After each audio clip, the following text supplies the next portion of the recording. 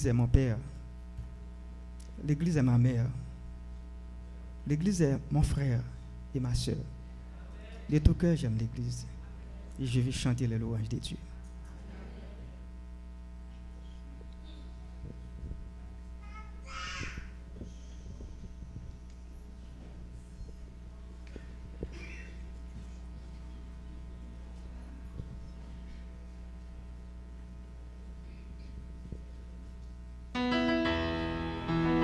Le chant est l'exaltation.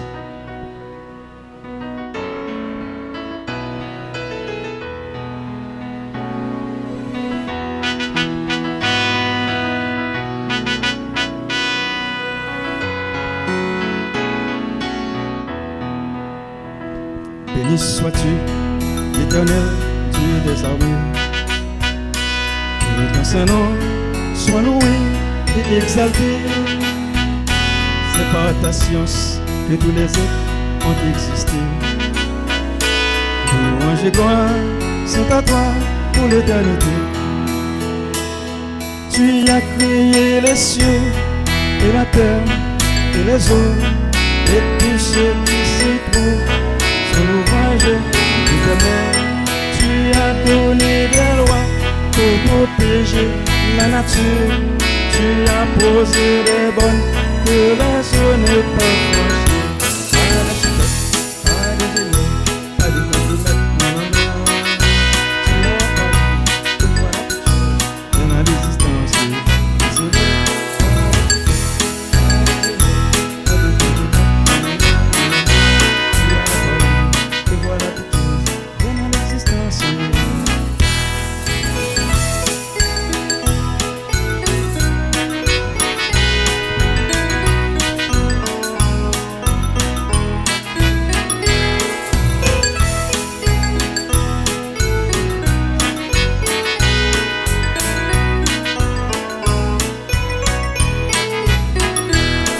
Tu as créé les cieux et la terre et les eaux et tout ce qui s'y trouve sont l'ouvrage de ses mains. Il a donné des lois pour protéger la nature. Il a posé des bonnes que les eaux ne peuvent franchir. Béni sois-tu, l'Éternel, Dieu des armées. Que ton Saint-Nom soit loué et exalté.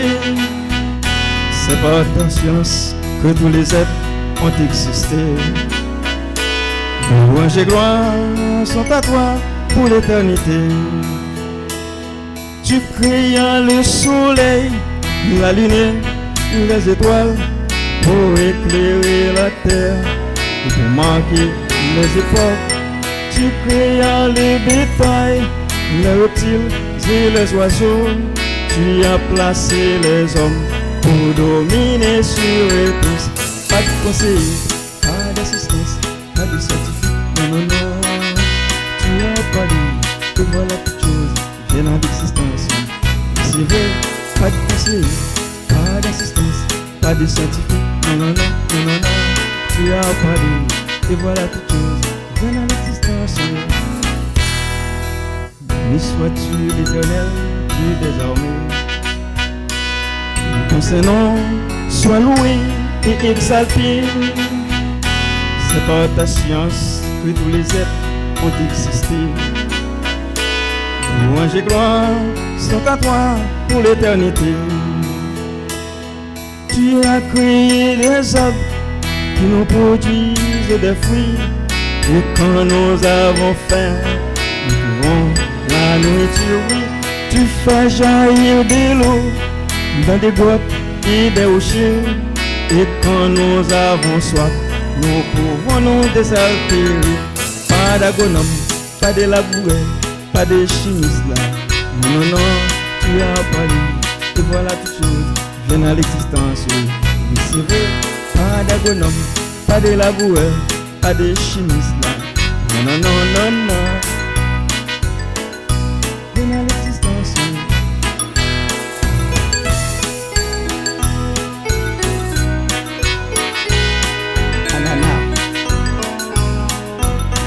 Canne à sucre, au sol, prune, branches.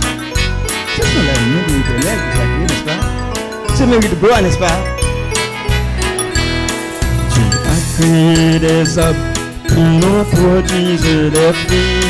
Et quand nous avons faim, nous trouvons la nourriture, oui. Il fait jaillir de l'eau dans des grottes et des rochers.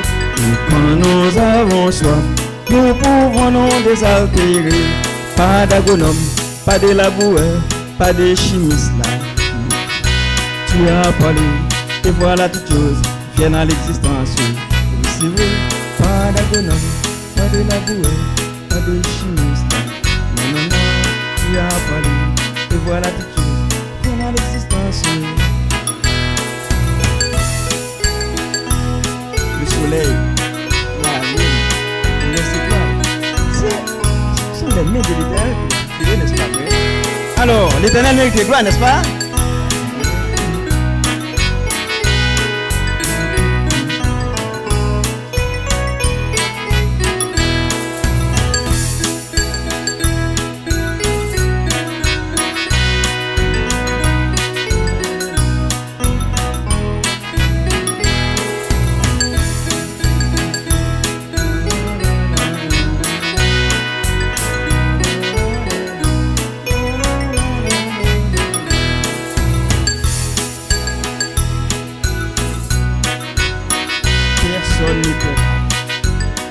Seulement l'Éternel.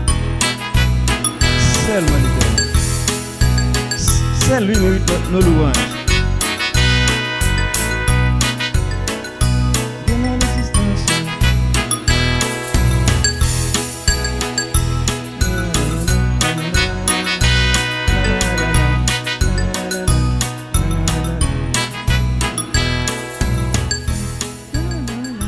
Voilà.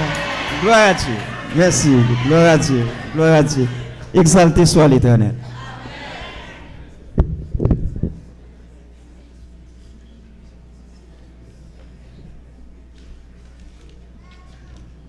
Nous remercions frère Lionel Florestal pour ce chant.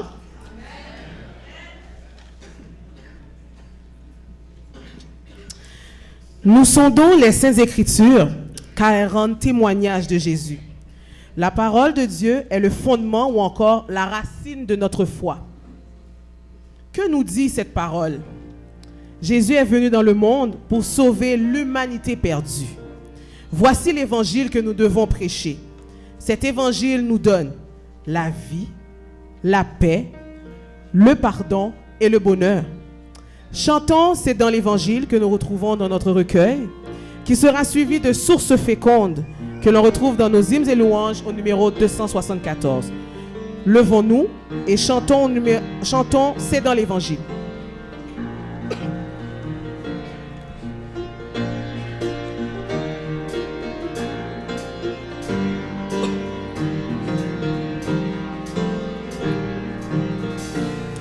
C'est dans l'évangile qu'on trouve la vie, la paix, le pardon, le bonheur. Ouvrons notre cœur à la grâce infinie, donnant tant de bien aux pécheurs. Auprès du Seigneur, avec lui sur la route, marchons de tout cœur en chantant. Il sauve, il guérit, il enlève le doute. Il vit, il est là maintenant. C'est dans l'évangile. C'est dans l'évangile qu'on trouve la vie, la paix, le pardon, le bonheur. Ouvrons notre cœur à la grâce infinie, donnant tant de bien aux pécheurs. Auprès du Seigneur, avec lui sur la route, marchons de tout cœur en chantant. Il sauve, il guérit, il enlève le doute. Il vit, il est là maintenant. Suivons le chemin qui plus loin nous entraîne au centre de la vérité. Pendant que l'amour de Jésus nous entraîne au centre de l'éternité.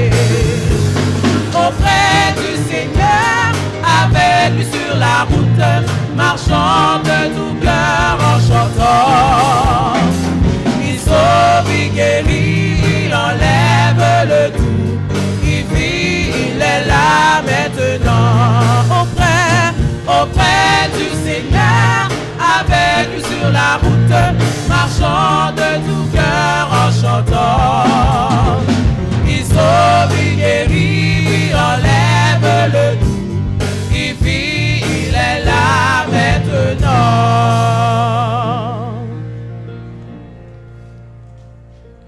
Nous enchaînons avec Source féconde.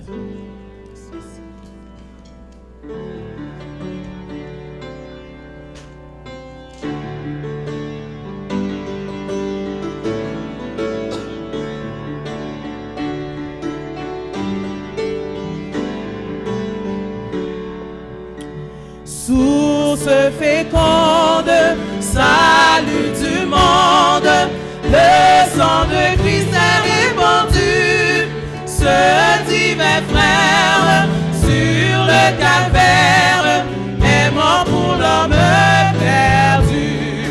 Oui, je puis croire, oui, je veux croire que Jésus-Christ est mort pour moi, sa mort sanglante et triomphante me rend libre par la foi.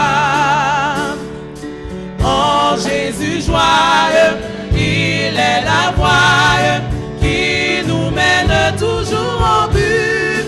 Jésus pardonne, il n'est personne qui repousse du salut. Oui, je puis croire, oui, je veux croire que Jésus-Christ est mort pour moi, sa mort sanglante et triomphante me rend libre par la foi.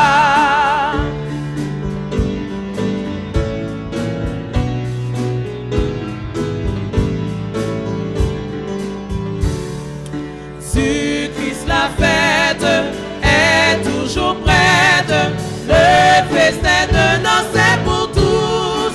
Entrez sans crainte de la brassette, écoutez la paix si doux. Oui, je puis croire, oui, je veux croire que Jésus-Christ est mort pour moi, sa mort sanglante et triomphante me rend libre par la foi. Tous les hommes recherchent le bonheur. Certains cherchent le bonheur de toutes sortes de manières. Mais le vrai bonheur, le véritable bonheur, se trouve dans la parole de Dieu. Amen. Amen. Chantons numéro 132, la parole du Seigneur, pour prédisposer le sermon de ce matin.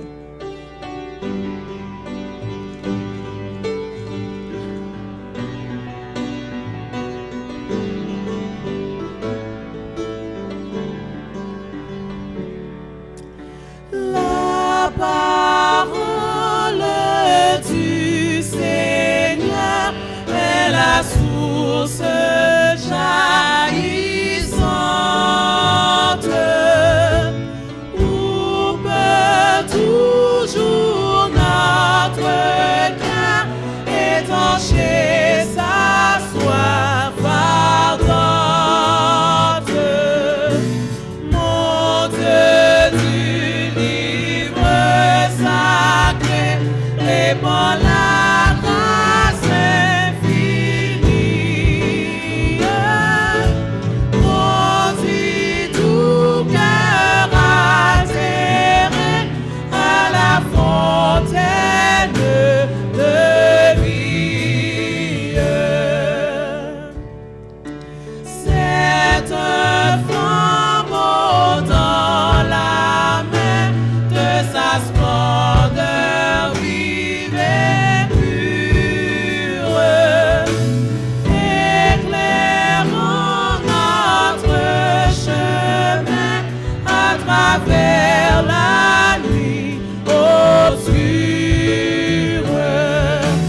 Oh, de ce divin flambeau, Seigneur, sur notre carrière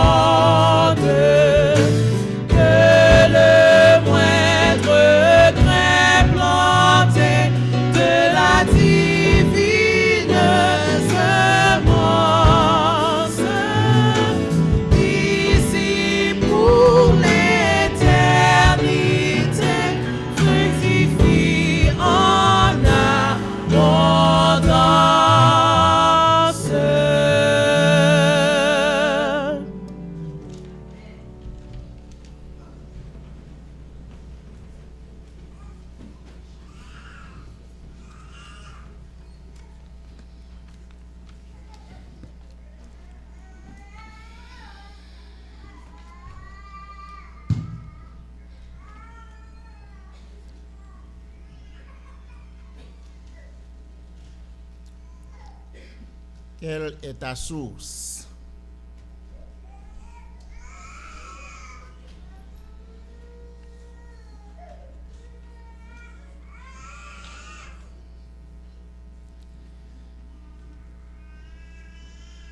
Quelle est ta source? C'est le thème que le Seigneur veut nous inviter à réfléchir dessus ce matin pour retirer notre édification. Nous sommes ici pour nous édifier dans la parole de Dieu.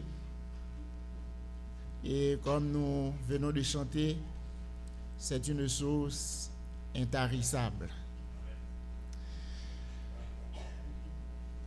Et le texte que la jeune Lindsay nous a lu tantôt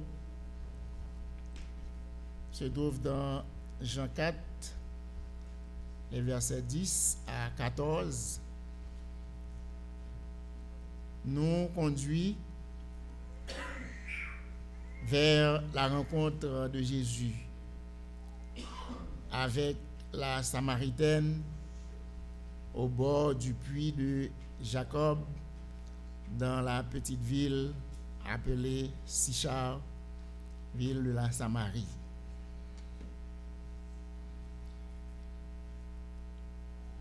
Nous voulons considérer ce que c'est que la vie éternelle dont Jésus a parlé à la femme samaritaine. La parole de Dieu nous dit, Jésus-Christ lui-même,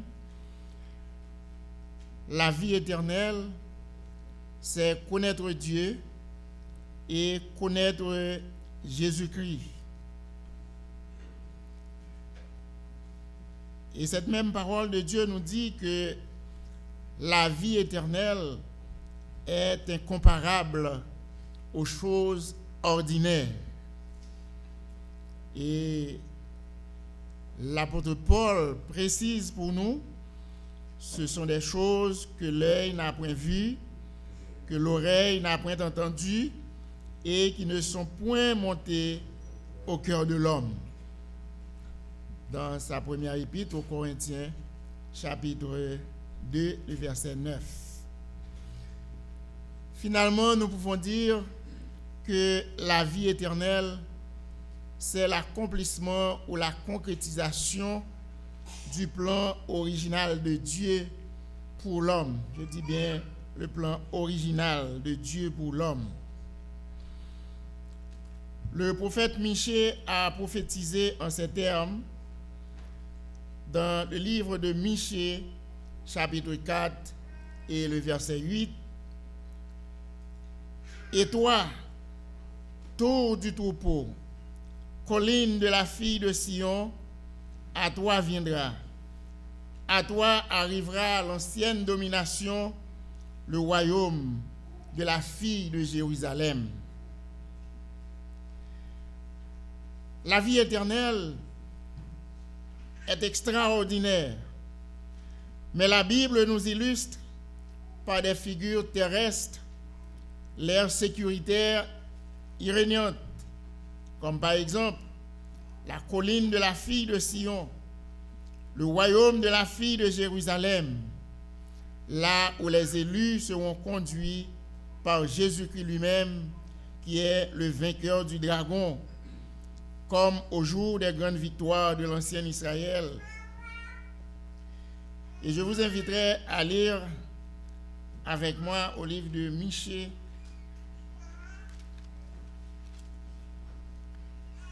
Michée, chapitre 5. C'est un livre rare, inhabituel pour beaucoup, ceux qui ne paginent pas souvent la Bible. Maintenant, c'est après Abdias. Donc, c'est dans le fond de l'Ancien Testament, presque à la fin. Michée, chapitre 5. et le verset 3.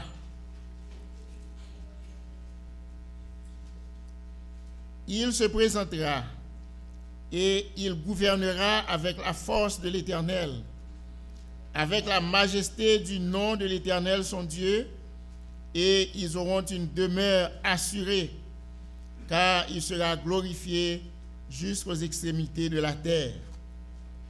Oui, la vie éternelle,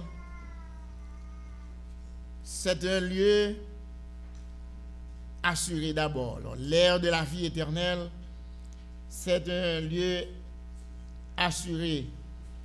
Les élus vivront en la plus haute sécurité. Pour les grands de la terre, on parle de sécurité maximale. Quand on parle de sécurité maximale, mouche pas volée.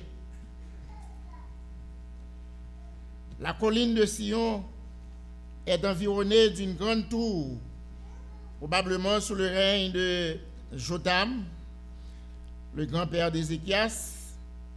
Si nous consultons 2 Chroniques chapitre 29, verset 9, Michée l'appelle tour du troupeau, parce que les géants de David se tenaient au-dessus de cette tour pour veiller à la sécurité du troupeau d'Israël. Donc, c'est une garde bien montée pour assurer la sécurité de cette demeure, parce que ceux qui vont se retrouver en cette demeure doivent être vraiment en sécurité, parce que l'ennemi ne doit pas avoir le privilège de troubler les élus dans cette demeure où ils vont vivre éternellement. L'ancienne domination qui est citée dans Michée, chapitre 4, verset 8, fait référence à celle que Dieu avait donnée à Adam dans le jardin d'Éden et qu'il avait transigé malheureusement. Jésus-Christ reprendra cette domination pour la remettre aux élus. Les élus auront de l'autorité. Ils auront à dominer ces villes sécuritaires, ce lieu assuré. Les élus auront la domination. Jésus prendra la domination et il la remettra aux élus.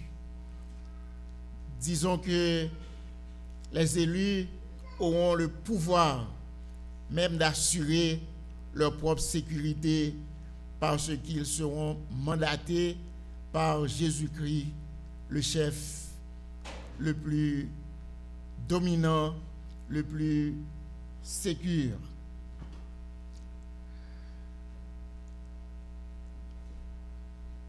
Cette fois, la domination sera éternelle. Le prophète Daniel l'a dit, et selon ce qu'il dit, la royauté signifie l'exercice du plein pouvoir de Dieu, du plein pouvoir par Dieu, son Messie ou ses élus. Et ce qui donne la garantie, eh bien, ce pouvoir n'aura pas de contestataire. Le prophète Daniel a appris cela dans sa vision de Daniel chapitre 4 et le verset 3. C'est ce qu'il a raconté à Nebuchadnezzar, où l'instruction que Daniel a reçue dans la vision, c'est que le règne, c'est-à-dire la royauté de celui qui suspendra ou bien détruira toutes les autres royautés, sera un règne éternel. Et sa domination subsiste de génération en génération. L'apôtre Jean aussi, de son côté, a vu dans sa vision la descente de la nouvelle Jérusalem et a entendu l'ange crier, « Voici le tabernacle de Dieu avec les hommes. Il habitera avec eux et ils seront son peuple et Dieu lui-même sera avec eux. » Selon Apocalypse chapitre 21, les versets 2 et 3. Ce sera finalement la fin du long conflit impliquant tous les habitants de la terre. Voyons ce que dit le prophète Ésaïe 65. Ésaïe 65, les versets 17 et 18. Ésaïe 65, versets 17 et 18. Car je vais créer de nouveaux cieux et une nouvelle terre. On ne se rappellera plus les choses passées. Elles ne reviendront plus à l'esprit. Réjouissez-vous plutôt et soyez toujours dans l'allégresse à cause de ce que je vais créer, car je vais créer Jérusalem pour l'allégresse et son peuple pour la joie. Oui, le conflit sera définitivement cabas. Ce sera terminé. Celui qui trouble les enfants de Dieu aujourd'hui n'aura aucune autorité. Il n'aura aucun pouvoir. La route des enfants de Dieu ne sera pas parsemée d'épines. Ils vivront dans la paix, dans la pleine sécurité. On n'entendra plus de mauvaises nouvelles. On n'aura plus de stress. Il n'y aura plus de tuerie comme on l'entend aujourd'hui dans les grands comme dans les petits pays. Ce sera la paix. Ce sera le bonheur éternel. Ce sera la sécurité maximale. L'ennemi n'aura plus à y mettre les pieds. C'est ça, la vie éternelle. Les mauvais désirs n'y viendront plus parce que l'inspirateur ne sera pas là. Le jaloux n'y sera plus. Il n'y aura pas de division dans les familles. Il n'y aura pas de ring-rang dans la société parce que cette société sera purifiée. C'est pourquoi ce sont ceux qui se purifient, ceux qui se sanctifient, qui entreront dans cette demeure. Oui, son règne sera un règne éternel. Le règne des élus sera un règne éternel. Il n'y aura plus de contestataires. Cependant, à l'heure où nous vivons, le don de ce salut est déjà fait. Nous le possédons, mais le contestataire est là encore. Le diable, le jaloux et audacieux, il ne lâche pas prise. Convaincu depuis son expulsion du ciel qu'il a perdu et par conséquent est lui-même perdu,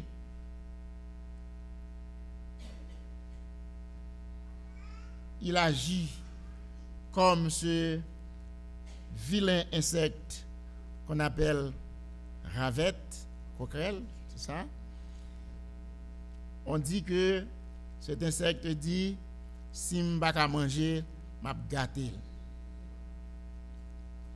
C'est dur. Si vous avez un poulet, et puis pour t'apparaître pour je nous ravette là-dedans. Pas qu'à boire là non, mais elle tombe là-dedans. Il gâte. Et ce qu'on aime bien, les ravettes là tomber dans mon bagage, non seulement elle tombe là-dedans, des fois elle pas arrêter, mais il lagoun bagage là-dedans. Peut-être que les gens qui parlent ça pas envie de ça. C'est pas belle du tout. Donc le diable, c'est ce qu'il fait. Il sait qu'il est perdu.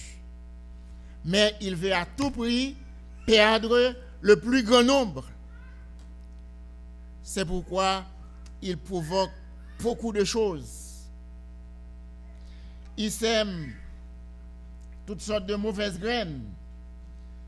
Parmi ces graines, nous retrouvons le fanatisme religieux.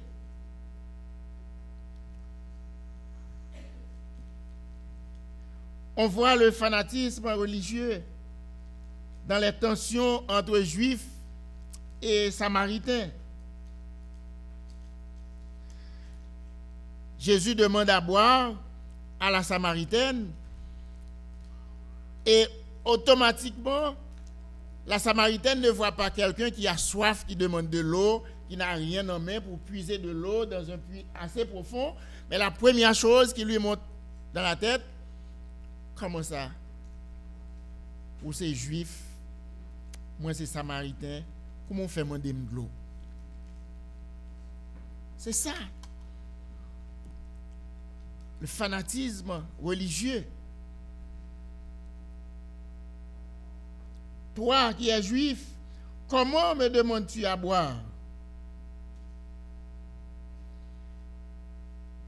Ça ne s'est pas arrêté là. Les disciples, les compagnons de Jésus n'étaient pas là. Et en arrivant, en revenant, ils trouvaient Jésus en train de parler à une femme. La religion ne permettait pas que Jésus puisse parler à une femme.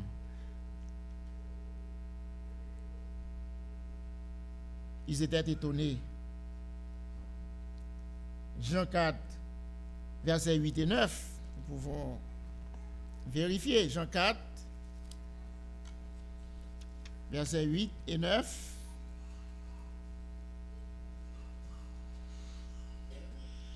Car ses disciples étaient allés à la ville pour acheter des vivres. La femme samaritaine lui dit, « Comment toi, qui es juif, me demandes-tu à boire, etc. »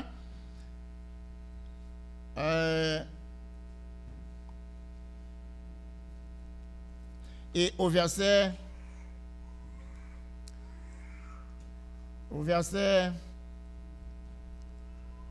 27, là-dessus arrivèrent ses disciples qui furent étonnés de ce qu'il parlait avec une femme. Jésus ne devait pas parler à une femme. Donc, le fanatisme religieux a provoqué aussi chez même les disciples qui étaient formés aux pieds de Jésus, qui apprenaient de Jésus qu'il ne faudrait pas faire exception de personne. Mais ils s'étonnaient. Jésus était en train de parler à une femme. La vie éternelle n'était pas là, mais c'est la religiosité. La religiosité. La prière, la tête voilée. C'était ça, le fanatisme. Ils furent étonnés de ce que Jésus parlait à une femme. Les incitations diaboliques sont très utiles pour l'affaiblissement de la foi chrétienne. Elles attirent l'esprit vers les convoitises des yeux et convoitises de la chair. Mais, frères et sœurs, chers amis, la parole de Dieu, qui est la source intarissable, nous apprend bien que la vie éternelle n'est pas dans une religion. La vie éternelle n'est pas dans la religiosité. Mais la vie éternelle, c'est connaître Dieu et connaître Jésus-Christ. La vie éternelle, c'est prendre Dieu dans sa vie. C'est marcher avec Dieu. C'est imiter les œuvres de Jésus qui a vécu en pécheur, qui s'est fait pécher pour sauver les pécheurs. La vie éternelle, c'est qu'ils te connaissent, toi, le seul vrai Dieu, et celui que tu as envoyé, Jésus-Christ.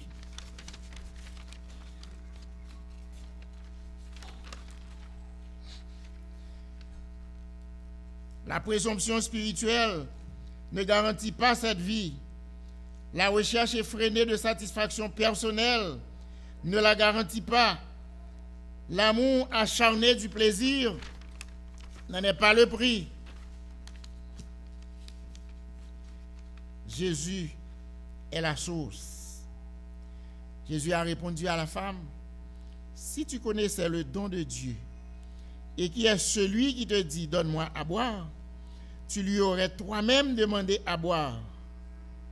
Oui.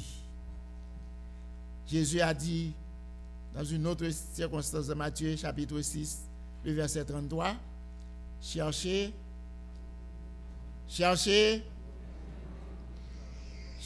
premièrement le royaume et la justice de Dieu. Les autres choses viendront par surcroît. Certainement, si tu cherches le royaume de Dieu, vous allez être un chrétien très religieux. Si tu recherches premièrement le royaume de Dieu, vous n'allez pas vous baigner dans le péché. Vous n'allez pas rechercher les satisfactions personnelles. Parce que le royaume de Dieu est en vous. Le royaume de Dieu est contraire au mal. Il est contraire au fanatisme. Mais le royaume de Dieu est juste. Le royaume de Dieu est salutaire. Quand ce royaume est en quelqu'un, il n'a pas le choix d'être un bon chrétien. Mais un chrétien sincère. Un chrétien qui est prêt à renoncer aux mauvaises vies. Un chrétien qui est prêt à faire concession.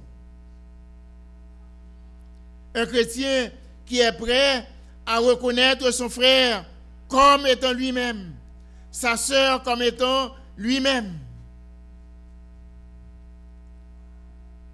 Mais le fanatisme, non.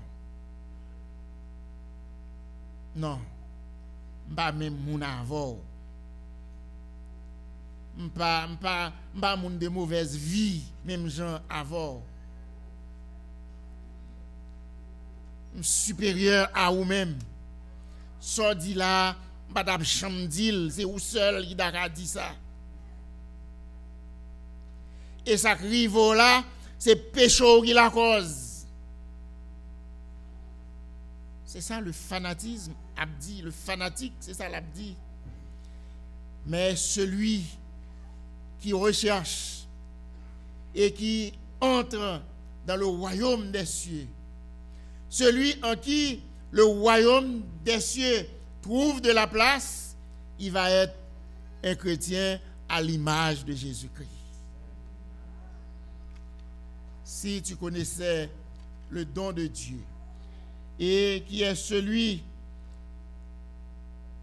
qui te demande à boire, tu lui aurais demandé toi-même de l'eau à boire. parce qu'il a une eau particulière qu'il te donnera. Celui qui trouve le royaume des cieux, il va recevoir toutes choses par sur quoi.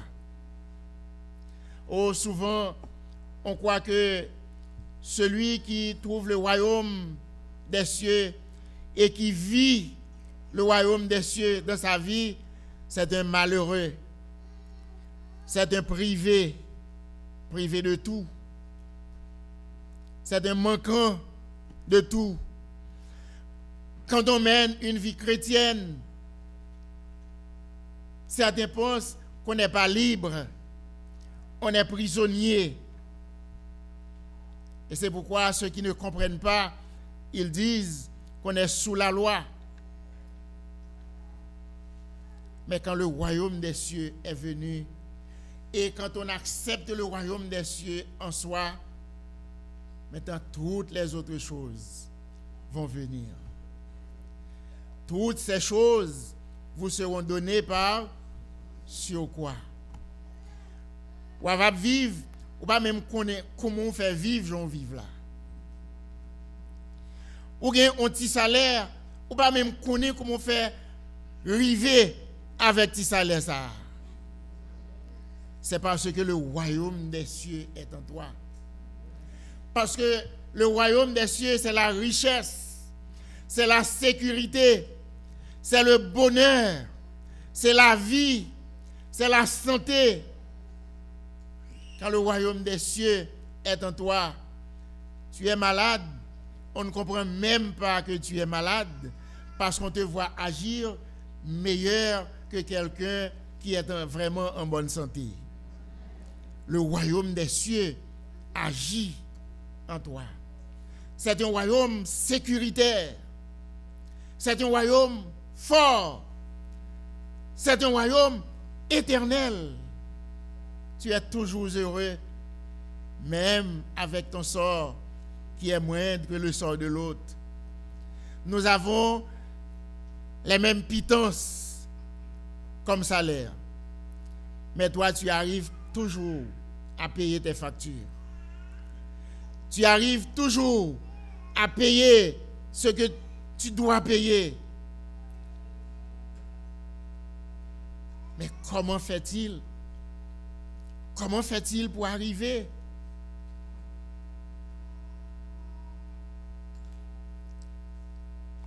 Vous avez le même salaire qu'un autre, pitance. Vendredi, l'autre va venir te dire, ah, il ne te reste pas un $10. Mais toi non.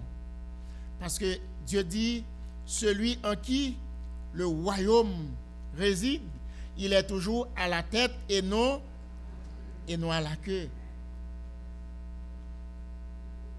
Cherchez premièrement le royaume et la justice de Dieu et toutes ces choses viendront par sur quoi? Ce ne sont pas des choses inconnues qui vont venir. Toutes ces choses ne veulent pas dire des choses inconnues, mais des choses connues, les besoins de tous les jours, les nécessités quotidiennes. Ça va être comblé parce que tu as en toi le royaume des cieux. Ce n'est pas croyable pour tout le monde. Quand tu doutes, cela ne va pas arriver parce que le royaume n'est pas là. Mais je ne veux pas dire quand tu doutes. Je préfère dire quand tu sombres dans le doute. Parce que je dois me garder de dire qu'on ne doutera jamais. Le doute va venir, on est encore dans le monde de l'imperfection. Mais tu ne sombreras pas dans le doute pour te laisser aller au découragement pour faire ce que tu ne devais pas faire. Mais bien aimé, la femme était au puits pour puiser de l'eau en vue de répondre à ses besoins domestiques. Jésus s'asseyait sur le bord du puits pour soulager sa fatigue, parce qu'il revenait d'un long voyage. Jésus était en voyage. Ce n'était pas une visite de fantaisie, une visite de plaisance qu'il faisait à Sichar. Mais il revenait d'un long voyage et il a décidé de passer par Samarie, et c'est là qu'il a fait la rencontre avec la Samaritaine. La Samaritaine était venue chercher de l'eau pour répondre à ses besoins domestiques. Jésus se défoulait de ses fatigues. Et maintenant, la rencontre est faite. L'enjeu de la rencontre, c'était le salut des Samaritains. Parce qu'en fin de compte, on n'entend plus parler de soif, de besoin d'eau de Jésus. On n'entend plus parler de besoin d'eau pour la femme samaritaine. C'est que ce qui était arrivé dans la suite, qu'on nous rapporte, Jésus, le royaume, ou bien l'eau de la vie, que Jésus avait donné à la femme, a brisé les barrières religieuses. D'abord, la vie de la femme a été mise à nu, parce que quand la femme était convaincue que Jésus était un prophète, c'était un Seigneur, c'était un Messie, maintenant, c'est alors qu'elle a appris qu'elle vivait dans le débauche. Va appeler ton mari. Je n'ai pas de mari. Mais il avait un garçon dans sa vie. Il en avait déjà 5 autres. Et c'est alors que la femme a appris qu'elle n'avait pas de mari. Elle n'avait pas de mari parce que son métier, c'était de prendre le mari des autres. C'est là qu'elle s'est rendue compte qu'elle n'était pas dans la droiture. Pourquoi? Parce que l'eau de la vie l'avait pénétré. Ses yeux étaient ouverts. Son intelligence était débloquée. Et maintenant, cette eau a accompli toutes ses œuvres dans la fille pour qu'elle puisse devenir une missionnaire. Une missionnaire. Au lieu d'aller appeler son mari, il a appelé tous ses concitoyens à venir voir quelqu'un qui lui a raconté toute sa vie. Qui peut faire ça seulement? Et tout le monde a reconnu que Jésus était le Messie. L'eau que je te donnerai deviendra une source qui jaillira dans la vie éternelle. Eh bien aimé, à cause de cette Samaritaine, combien de Samaritains, garçons et femmes, vont être comptés dans l'éternité bienheureuse? Combien? La Bible dit, il y en a beaucoup. Il y en a beaucoup. Et dans Jean 4, versets 39 à 41, allons voir. Jean 4, 39 à 41. La femme est partie faire l'annonce et la réponse était donnée. Plusieurs Samaritains de cette ville crurent en Jésus. Celui qui croira en Jésus aura la vie. Ces Samaritains-là ont accepté la vie éternelle. Le royaume des cieux est entré en eux. Plusieurs Samaritains de cette ville crurent en Jésus à cause de cette déclaration formelle de la femme. Il m'a dit tout ce que j'ai fait. Aussi, quand les Samaritains vinrent le trouver, ils le prièrent de rester auprès d'eux. Et il resta là 2 jours.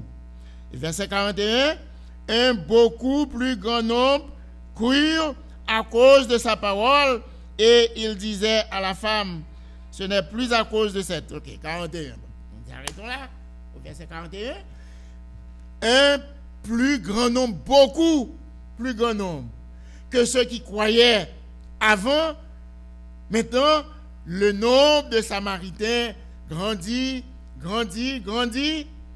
L'eau que la femme a reçue de Jésus, maintenant, a jailli dans l'éternité.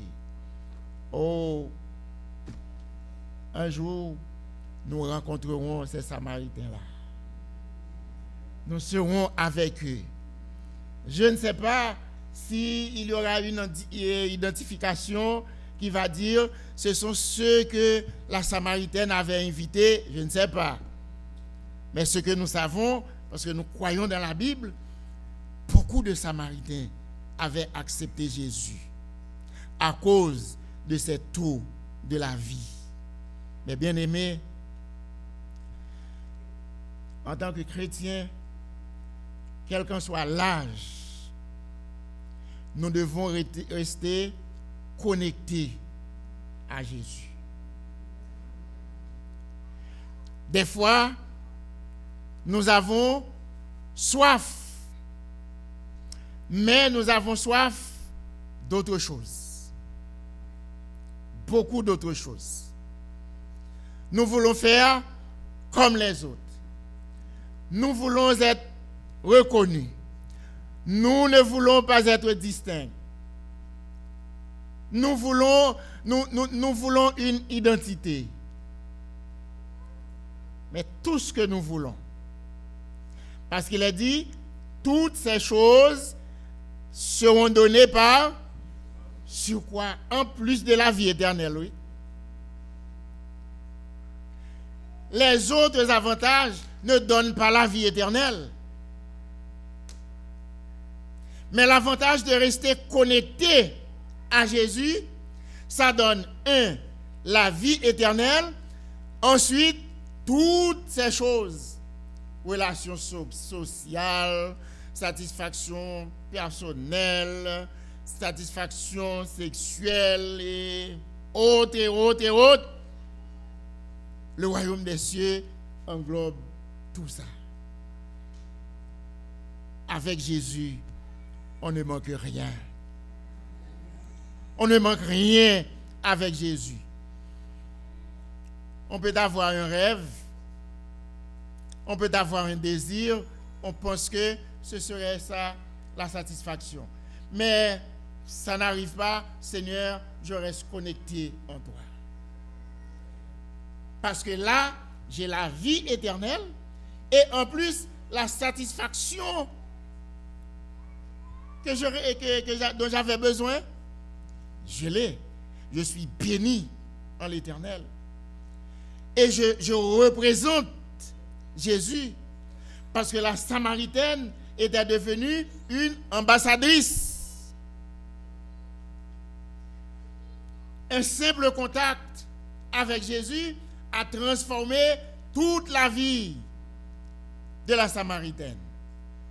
Elle est devenue une missionnaire. Et beaucoup vont la remercier dans la vie éternelle. C'est parce que tu nous as fait part de la nouvelle. C'est parce que tu nous as raconté la rencontre que tu as eue avec Jésus. c'est mieux de parler à quelqu'un de Jésus au lieu de parler de certaines choses futiles, de certaines choses qui n'ont aucun sens, de certaines choses qui n'ont aucune édification. Parler de préférence de Jésus. Raconter aux amis quelle expérience que nous avons faite avec Jésus. Ne nous occupons pas du mal. Je ne dis pas qu'on doit être insouciant, mais quand le mal veut nous assaillir, ne cédons pas. Ne cédons pas. Nous avons le royaume de Dieu. Je ne sais pas, frères et sœurs, si vous aimeriez chanter peut-être même à la place du chant final, si on peut chanter le chant quand le mal t'assaille. Mais bien aimé, mais c'est pas dans... Non, je ne connais pas. Quand le mal t'assaille, da da da da da da da da da da da da. Est-ce qu'on l'a en haut quand le mal t'assaille? Non, on ne l'a pas. Ok. Ok. Ben, je pense qu'il y en a qui le connaissent ici, hein? Oh, le mal t'assaille.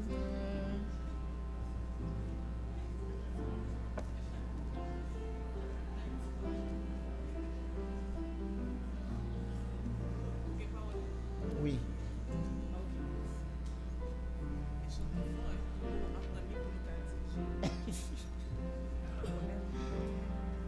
Il y en a qui le connaissent.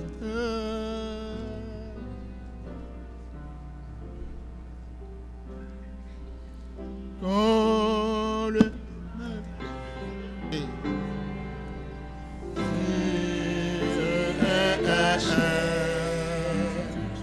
Dresse une muraille devant le péché. Ombre pour infâme, ne cède jamais. Oh, ça revient. Garde ton âme.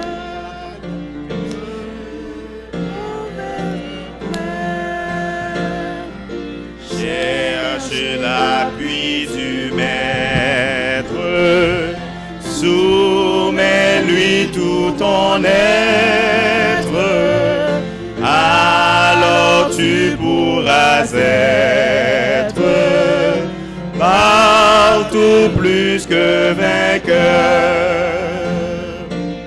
Quand le mal t'assaille, subtil et caché, dresse une muraille devant le péché. Au repos infâme, ne cède jamais. Oh, garde ton âme du monde mauvais. Cherche l'appui du Maître, soumets-lui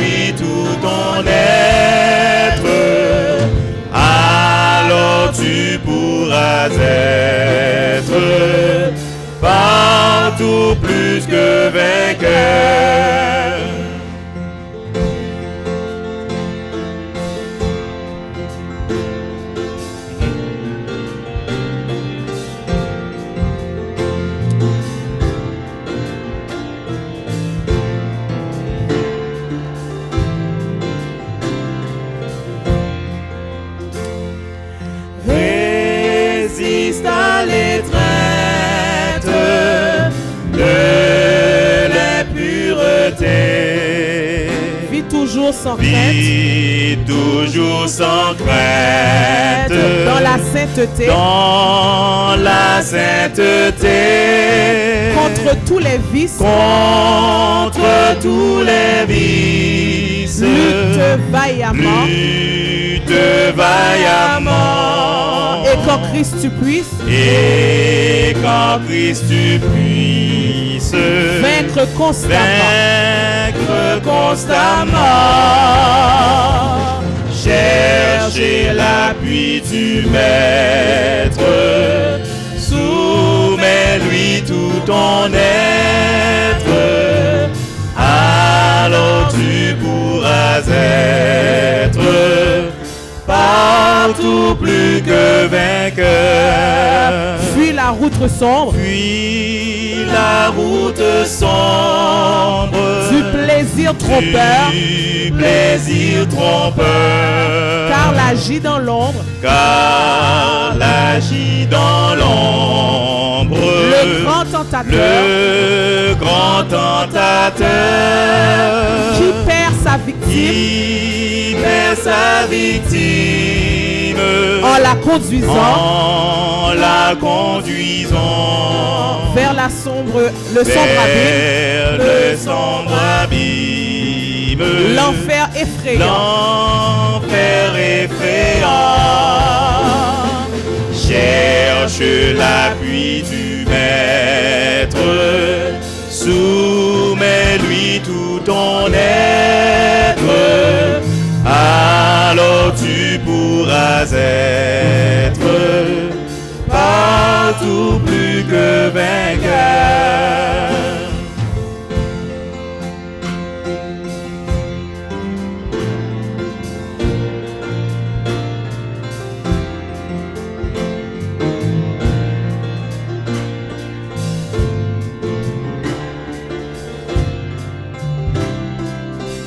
Chasse à l'instant même. Chasse à l'instant même. Tout regard impur. Tout regard impur. Et que Dieu qui t'aime. Et que Dieu qui t'aime.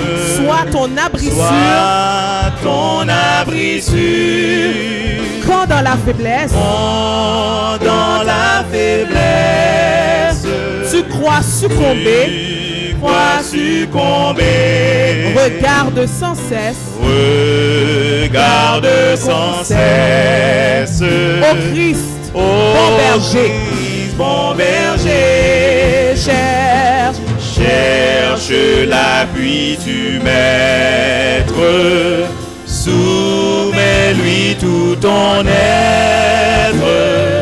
Alors tu pourras être partout plus que vainqueur. Cherche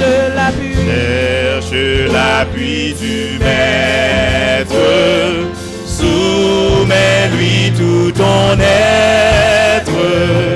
Alors tu pourras être partout plus que vainqueur. Amen. Notre Père et notre Dieu, tu mérites toute notre gratitude parce que tu nous aimes de l'amour infini. Tu nous as cherchés, tu nous as trouvés et tu nous donnes le privilège de recevoir en nous ton royaume. Et bientôt, Jésus-Christ reviendra avec ta force, avec ta puissance. Il nous arrachera de cette terre maudite. Il nous conduira dans la céleste patrie. Mais il redescendra avec nous pour nous établir sur la terre nouvelle, la nouvelle Jérusalem qui descendra du ciel. Devant ta face, nous voulons prendre toutes les dispositions de notre côté pour permettre à ce que ton royaume descende en chacun de nous et que nous vivions à la manière des sauvés. Et notre entrée dans ce royaume ne sera pas interdite. Nous ferons table rase avec les choses terrestres. Ce qui nous est nécessaire nous sera donné par surcroît du royaume dont tu nous fais don. Seigneur, merci pour ta parole. Merci pour l'espérance de la vie éternelle. Merci pour le moment d'adoration que nous avons passé en ta présence. Merci pour la présence de chacun de nous. Nous devons quitter ces lieux. Que ta grâce et ta paix soient déversées à profusion sur chacun de nous et que désormais nous sachions que nous sommes sauvés en Jésus-Christ. Ainsi, nous te prions au nom de Jésus-Christ, ton Fils. Amen.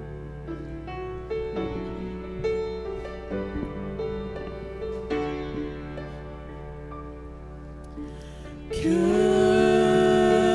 la grâce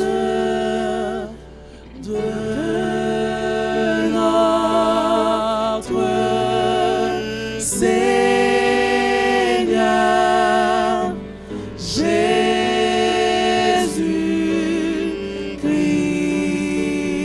Jésus-Christ et l'amour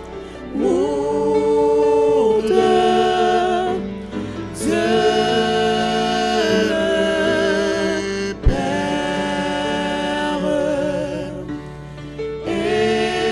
la communion du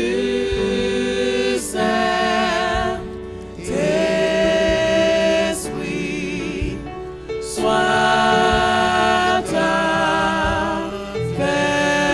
avec nous tous, avec nous tous. Amen.